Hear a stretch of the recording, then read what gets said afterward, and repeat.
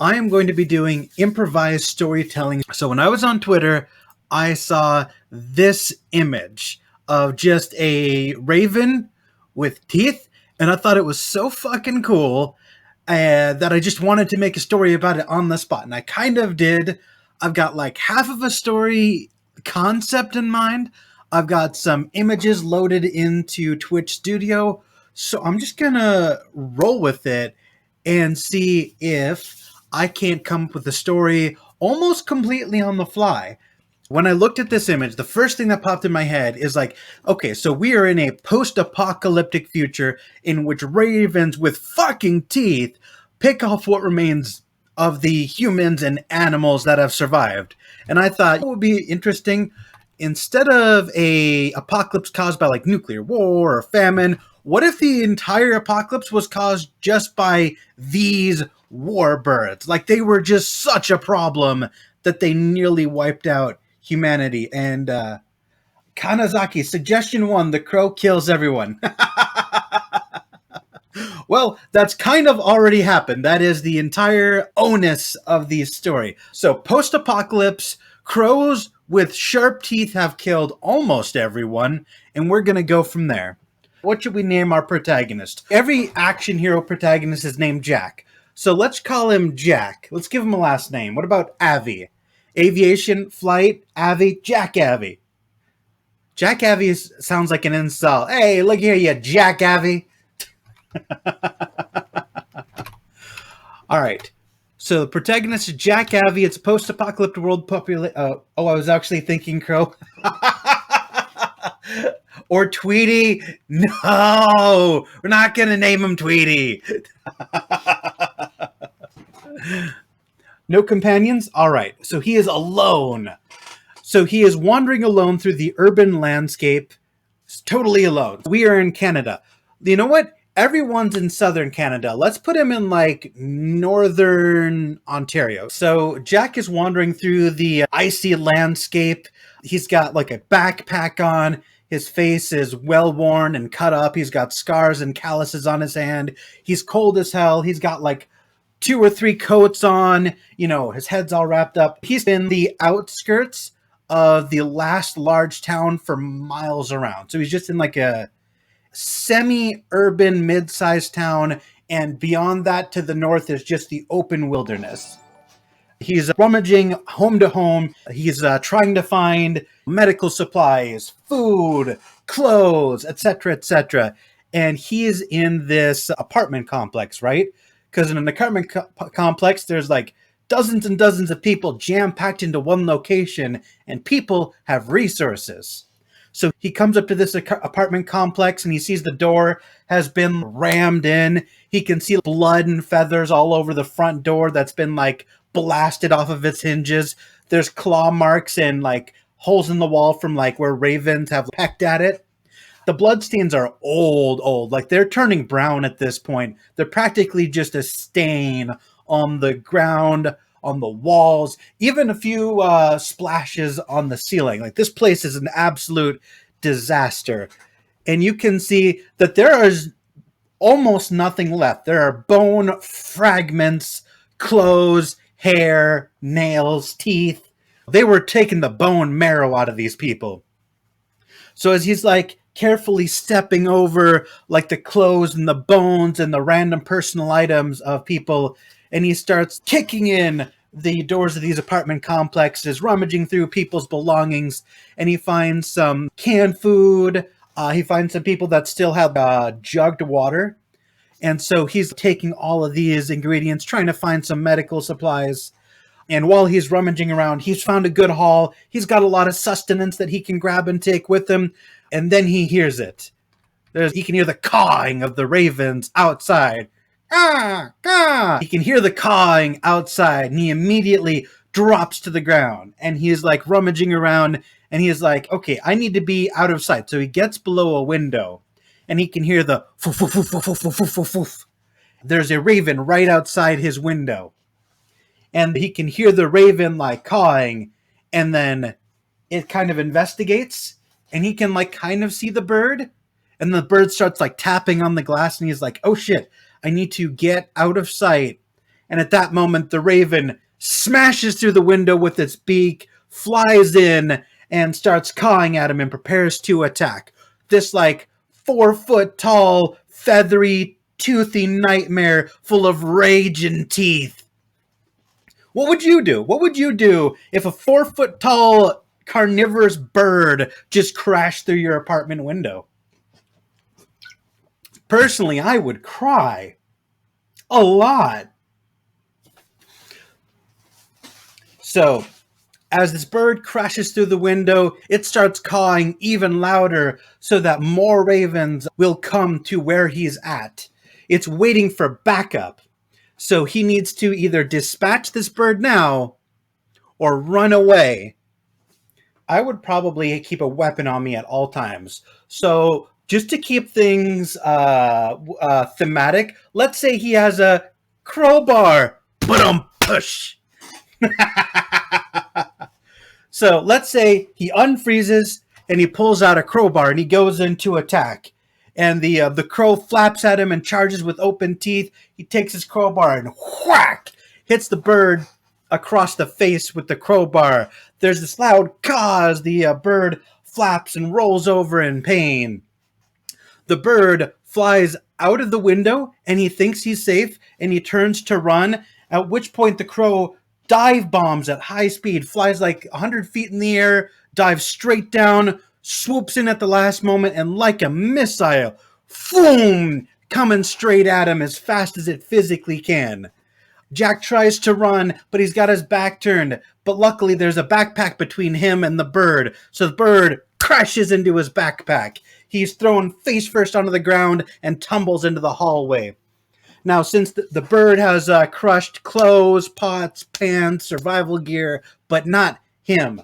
So he ditches the heavy backpack that's limiting his movement.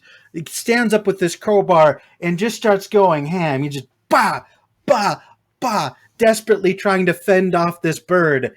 And then the bird lunges forward with his talons and takes a swipe at his gut, cutting him open. But luckily for him, it's not that deep, but it is bleeding a lot. And they just go into this desperate melee of crowbar and talons. Bah, bah, bah, bah, bah. And mercifully, he manages to beat the crow down and break its wing and break its leg, just enough to escape. He can hear the flapping of more crows coming all around him. The cawing and the noise has attracted more predators. He can take on maybe one, barely, but there are like 20 of them. He needs to move. And then he goes to run outside and sees that there's like a dozen of these bad boys just circling the apartment complex. Shit. He's trapped. He cannot escape. What does he do? He needs to find another place to hide, somewhere with a safe window. So he starts running through, kicking indoors, and everywhere has smashed windows or holes in the wall. Nowhere is safe. So he's just running, kicking indoors, desperately trying to find sanctuary until he finds a closet. He goes to the maintenance closet, opens the door, pulls it closed, but there's no lock on it because it's a maintenance closet. It locks from the outside. So he'll get a wedge and just jams that in the door to hold it shut. And then the birds start piling in en masse. At least a dozen of them start fluttering around. And he's just in the closet, shivering, huddling, trying to be as inconspicuous and quiet as possible. Just don't scream, don't scream, don't scream. Birds are flapping and cawing all around him. He can see their talons below the door, casting shadows on the inside of his dark closet. And he doesn't know what to do. He has no idea what to do. And he starts having like a panic attack. His heart starts to race. And he starts to lose his mind. His vision starts to blur. He can't focus. He feels dizzy. The fear is just completely overtaking him. And that's when he has a vision. He sees this bony, bird-like creature with a long, almost rattlesnake-like tail, just yellow bones, carnivorous teeth. Its wings are barely there, just tatted strips of skin. And this horrid creature turns around and looks at him. He opens his eyes, there's nothing there. He closes his eyes, and this creature is staring at him directly. and it just flashes in and out, in and out. It's like a vision, and then it completely overtakes his entire field of view. He's completely hallucinating, and you see this creature go, "You think it's bad now? It's only going to get worse. The birds are mutating, and there is nothing you can do about it. Walk into the flock of crows with open arms and sacrifice yourself. If you don't, you will only subject yourself to more suffering. Give in to your raven overlords." And with that, this strange creature vanishes from view and vanishes from his mind. And he starts to hyperventilate, and he just passes out right there in the closet. He just can't take it. It's too overwhelming. He wakes up a couple of hours later. The ravens are gone. He has to interpret what this vision even meant. What is this creature? Why is there this weird raven with bones and tattered wings? Why did it tell me to kill myself? That's not very cool. So he's just kind of processing. He slowly pulls out the wedge, opens the door, and he's like, man, this place is not safe. I need to get the hell out of here. As he peers through the window, he can see that the crows haven't left. They've just pissed off to go do other stuff within the same town. He needs safety, and he needs to make a decision. Is he going to continue rummaging in this town, go to another town, or go out into the wilderness? Because the thing about this town is the largest town for miles around. It's got the most resources, but it's also full of dangerous ravens. If he can make it to a small town, there's going to be little to no raven activity, but less resources. Or he can run into the wilderness, where there's a lot of trees for cover, and he can kind of live off the land, but if he gets ambushed in an open field, he's basically done for. So he's kind of got to mull over where he wants to go. Stay here, go to the next town, or go into the wilderness. First things first, he needs to get the hell out of this apartment complex without being seen, because there are ravens milling about all over. And if he gets spotted, there's going to be 12 of these bad boys just on him. Just totally on him. So he's like, okay, I need to be as quiet as possible. So he goes into one of the places and he gets like paper towels and duct tape. And he balls them up under his shoes and tapes them there so that his shoes don't go thump, thump, thump when he walks. He's got, paper towel padding duct taped on the soles of his shoes to make it quieter. He grabs a black sheet from the blackout curtains and throws it over himself and waits for dark. As the sun sets, it gets a dark shade of blue, and he's got this dark blue, almost black sheet that he throws over top of him, trying to blend into the background. And he just slowly tries to leave the apartment complex. He considers going through the door, but the door that has been kicked in is covered in splinters and like broken glass and human bones. He can't go there. Things could snap, crackle, and pop as he walked. He can't go through the window because there's broken glass there. Not only might he cut himself, but he could step on glass, crack it, and cause a sound. So he's got to find an entirely new form of exit. So he starts walking through the various rooms that he's kicked the doors in, checking each one. There's got to be an exit. There's got to be an exit. There's got to be an exit. And there's nothing on the first floor. So he goes up to the second floor, and he starts, and he sees that one of these rooms has an open door. And he goes inside, and he can see that this room actually has an open window. And he can see that there is actually a person, the skeleton of a person, with their arms and head out the window, picked clean by ravens. And he sees that in their hands was a rope to rappel down. That ravens must have attacked from the inside, and he tried to escape but couldn't. But conveniently, there's a silent way out. So he carefully takes the dead body of this picked apart skeleton, carefully, quietly, pulls it out of the window, and then hunkers down, peers over the edge. Okay, there are no birds in his immediate vicinity, and the ones that are kind of flying around aren't looking directly at him. It's dark, he's got an open window and a rope. So he makes sure the rope is secure, throws the length out, and starts to slowly rappel down from the second story. And he is being slow, deliberate, careful, no sudden movements, and he gets all the way to the ground. He touches down, he thinks he's safe, he lets go, and his one foot was on solid ground, but the other was hovering above mud. So he falls over and creates a big, loud splash of mud. Mud shoots up like 2-3 feet in the air, makes a loud sound. All the crows around him start to caw, caw, caw. But luckily for him, they're still a relatively good distance away. So he's like, shit, shit, shit, shit, shit. And he just bolts in a direction, just hoo, hoo, hoo, hoo, hoo, hoo, hoo. And the birds are like circling him. They start to gather around. They are unifying. They are becoming a flock before attacking so that they can attack him in a swarm, because one of them could potentially be beaten down with his crowbar. But 12? Nah. So they take a moment to flock up, they get in formation, and then they dive on him. He has just enough time to put some distance. They start flying towards him at high speed. He's running, he's running, he's running, he's sweating. He's got this heavy backpack full of goods. He doesn't know if he can make it without ditching the pack. He's got to make a decision. He's got to make a decision. Screw it. He can come back for the backpack later when he's alive. He rips the backpack off, leaving his only source of food, water, shelter, and medical supplies behind. Lets it splash into the muddy snow. Ooh, ooh, ooh, ooh, ooh. Feet stomping, crunching snow and ice. He's just hoofing it. The birds are getting closer. A couple of them break from the formation and dive in at high speed. They just drop from the sky, straight down, spread their wings, and just shoot forward like a missile. He's got to duck. He's got to duck. He can't outrun a rocketing high-speed raven doing a dive bomb.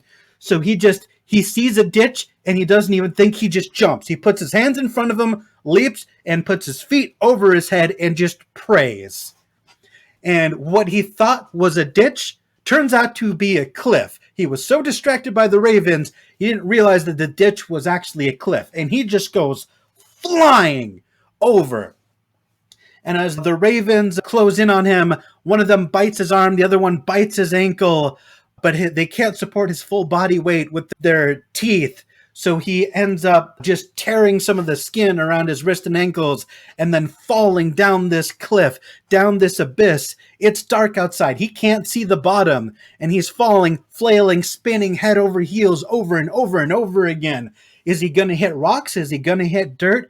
No, he hits ice, fragile ice.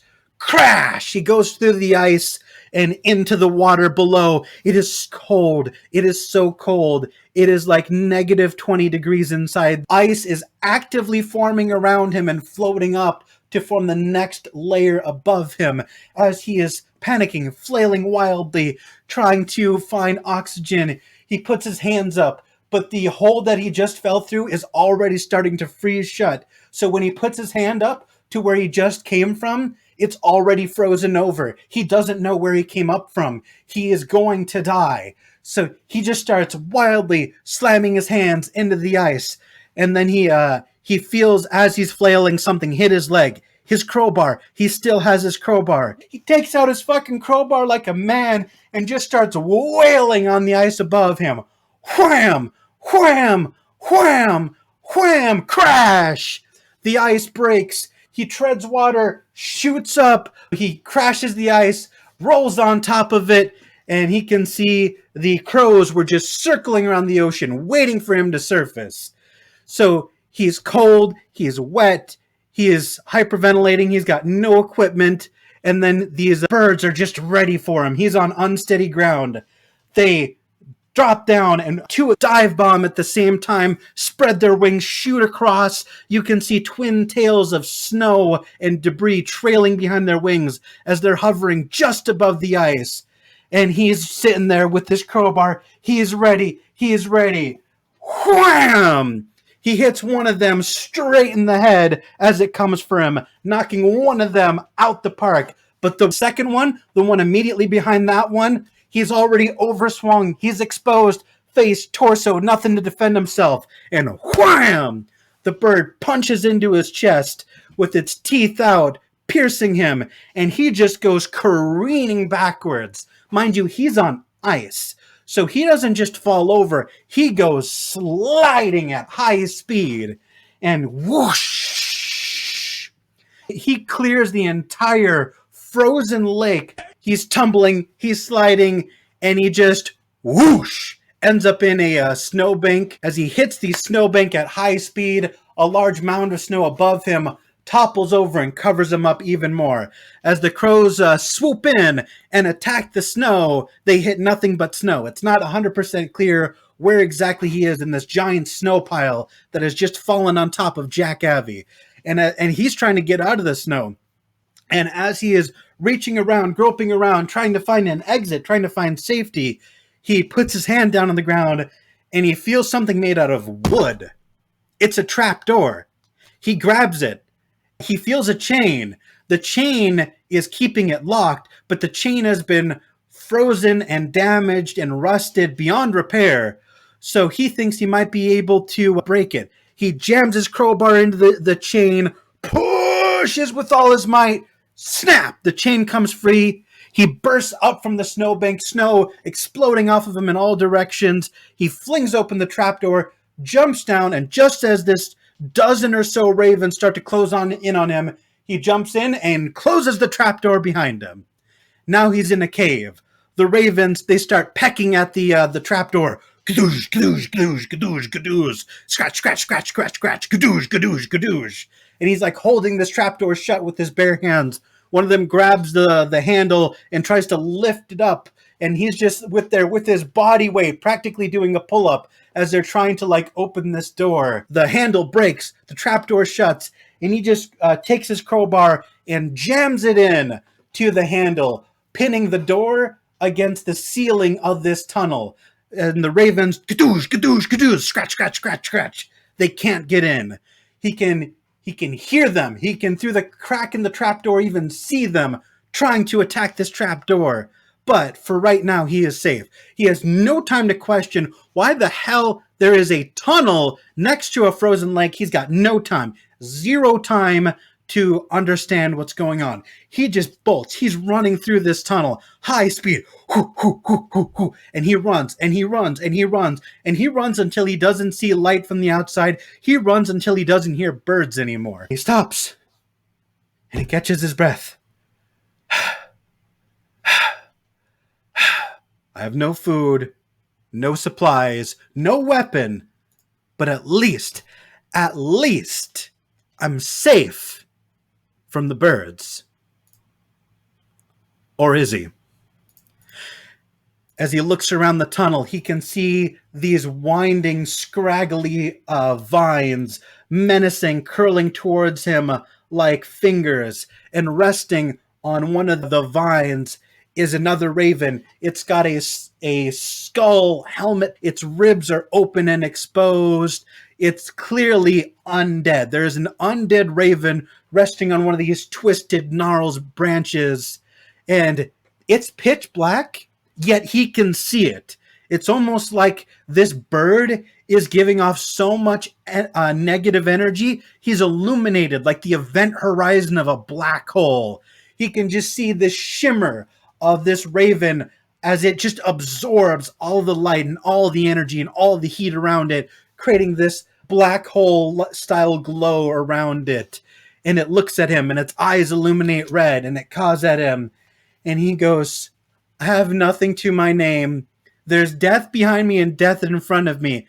And he just falls to his knees and starts to pray. He's like, please, I will do anything. Give me a break.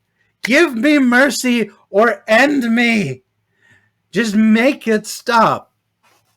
And he's not even sure if he's hallucinating or not. And he's just begging with this undead bird to show him mercy or end him quickly. And then the bird snaps its neck towards him. There's a disgusting sound. And the bird goes, on one condition. And Jack, he is so out of it by now, so desperate, so delirious, and so hungry and dehydrated. He doesn't even question that an undead bird is speaking to him. He'll just goes, whatever, name it, make it end, make it stop. I just want safety, food, water. I just want it to end, please. And the bird goes, I can give you a magic item that will protect you from the scourge of the birds, but you must do a task for me. Anything, name it, Mr. Undead Bird thing, whatever you want, whatever you want. And he goes, do you remember the Herald that you saw earlier? And he's like, how do you know about the Herald? You know what? Fuck it. I don't care. What do you want? The Herald is the one creating all of this chaos. And I am willing to make a deal with you, human. I want you to destroy him so that I may take power in bird society. And I will tell you how to do it. And if you allow me to rise to power in this bird society, I will give you an item that will protect you from the wrath of these mutated birds. And he goes, anything, name it, please, swear to God, just anything. And he goes, there exists a merchant, a bone merchant of sorts, and he has what I seek. He has the deed, the crown, this emblem that proves I am the rightful ruler of Crow society, which the Herald has hidden from me. This merchant either has it or knows where it is. So if you can find that and give it to me so I may display to the other crows that I am their rightful ruler, bring me to power with this emblem, this crown, this magic item, I will protect you. Will you do it? And he goes, fuck it. Sure. Anything. Where is he? And the crow goes, I have no idea. But I am relatively certain he is somewhere amongst these tunnels. He goes, oh yeah, I'm in a tunnel. Where am I, by the way? He explains that it's a former bomb shelter, that in World War II, the Canadians built these underground network where military men and weapons and, supplies could be hidden underground just in case there was an invasion or bombs dropped from overseas, in case anyone brought the war over the Atlantic to the Canadians. They prepared in advance. And he goes, okay, I just got to search these tunnels for a merchant, get the thing, and then I win, right? Okay, how big could these tunnels be? And he goes, about 10 miles. That's why I can't find it on my own. And he goes, oh, great. I just have to wander 10 miles of tunnel to find a random bird. Cool. No, this is good. This is great. I can do this. Yeah, I totally am not going to just die of exposure and thirst before I find this random bird merchant in the middle of 10 miles of tunnel. Bring me my crown that shows that I have the divine right to rule over the crows. Do it. I have faith in you. And I will give you something to help you on your journey. And he hands him a ring, about the size of a wedding ring, with a black diamond. And as he takes the diamond, he just sort of sees that it's kind of on a swivel. It kind of rotates. So he just sort of naturally grabs it and clicks it. And this black diamond, a thumb-sized diamond, mind you, clicks in, and it just lets out this ominous white glow from a black diamond, almost like inverted negative energy is exuding from this black diamond ring. And it gives him just enough light to examine the tunnels. And then he notices something. When he aims it at the bird illuminates. When he aims it at the exit behind him, the trapdoor in the distance illuminates. And the raven with the skull mask says, it will illuminate key items for you. And he goes, sweet. So I just got to run around, point this at everything, and eventually I'll find it. Sweet. Easy. So with renewed energy, delirium and euphoria overtaking him, he makes a very unwise choice and just starts sprinting through the underground Canadian war tunnels.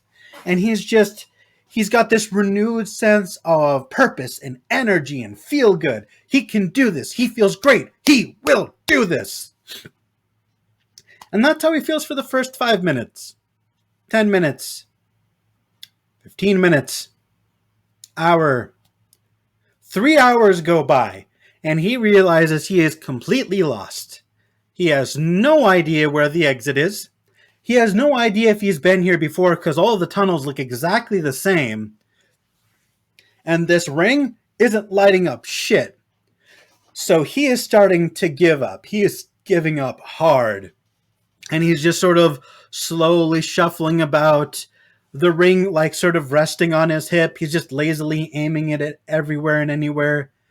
And then he just sort of leans up against the wall, slumps, he drops his hand, the ring points at the ground, and then he finally sees something, the ground. Something is being illuminated. It's a string. What's this? So he crouches down, he gets on like his hands and knees and touches it. It's like a wire, like a fishing line, too thin to be seen with the naked eye, but being illuminated by this magic ring, which the entire time he'd been pointing forward, not downwards. He grabs it. It's taut. It's tight. It leads somewhere. So he stands up and he follows this string through the tunnel. And he follows it to a T-section. And he can see that there is a spike in the middle of the T-section, but the wire only goes one way. And he starts to follow this wire. And he walks and he walks and he walks, keeping a nice even pace. He walks for like a mile over the course of like 15 minutes until finally the wire stops. It doesn't get tied off at a spike and then there's no more. The wire is still taut, leading into nothing. It's just pointing directly forwards, but there's nothing forwards. There's an empty void. He shows his light around, nothing, nada, not a damn thing in front of him. So what does he do? He's desperate, he's hungry, he's delirious. Fuck it. He's just gonna walk forward. So he reaches out his hand and he sees that his hand vanishes in front of his face. There's something there. This is some sort of like illusion or portal or something. And he walks through. And finally, he can see it. Beyond this portal, as he walks through, there is a treasure room full of gold and diamonds and gems and other rarities. And he's like, oh, perfect. The crown is probably right here. So he starts sifting through. He doesn't even grab the $1 million jewelry. He can't eat that. He doesn't grab the elaborate necklaces. That's not a weapon. He's just flipping priceless artifacts over his head at high speed, smashing vases to see if there's anything inside him. After searching for half an hour, he finally finds it. There's a crown. And the crown is a golden version of the skull that the bird with the exposed rib cage wears. It looks like it's designed to fit directly over his skull. He's like, perfect, I found it. And it's small, it's crow-sized, but as he picks it up and grabs it, it starts to glow and it expands to like human size. And he's like, wait a minute, you know what? I'm tired, I don't want to carry anything, I'll just put it over my head. So he puts on the magic bird crown, and then the magic bird crown starts to transform. It starts to melt and pour down his face. And he starts freaking out. Like, oh my God, it's melting. I'm going to die. It starts to pour down him and then seep into his skin. He goes, shit. How am I supposed to give this crown to the bird if it's in my skin? Why did I put this on? This is a cursed magic item. Why am I so stupid? So he thinks he's done for. He thinks he's dead. And then he sees on his arm in gold, there's an inscription. And he looks at the inscription and it's in Latin. And he reads the Latin inscription out loud. He doesn't know what it means. He has no idea. But he coincidentally manages to pronounce it correctly. And then he feels like this sudden surge of power. His body starts to shift. His mind starts to alter. He feels powerful. And then he just sees suddenly visions of birds. Just thousands, no, millions of birds. And he can hear their thoughts inside of his head. He can see their feathers and hear their minds. And he transforms. His eyes start to glow. A necklace appears around his neck. His veins glow gold. And he just feels this surge of power. And he realizes, wait, I've attuned to the crown. I am the Raven King. And through the eyes of 1,000,000 ravens and through this strange fishing line, he starts making his way to the exit. and he sees the raven with the skull mask, and the raven goes, "You fool! You were not supposed to wear the crown. You were supposed to hold it and give it to me. Give me the crown. It is my rightful possession." And he goes, "No. In fact, I command you to die." And he snaps his finger, and the bird with the skull mask just explodes into blood and feathers. And he just feeling confident now. He feels powerful. He walks outside, sees that trapdoor. He just uppercuts it, punching straight up. The trapdoor blasts off. And then he flies straight up, and he sees the birds that were harassing him. And he just starts to snap. Pop, pop, pop, pop, pop, pop. And all the birds that were harassing him immediately explode. And he just goes, "I have the power! I am all powerful. I am the Crow King."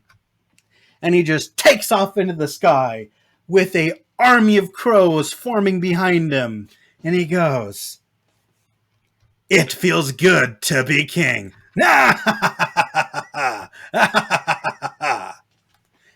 And that is how we end the story of Jack Avi, the first Raven King.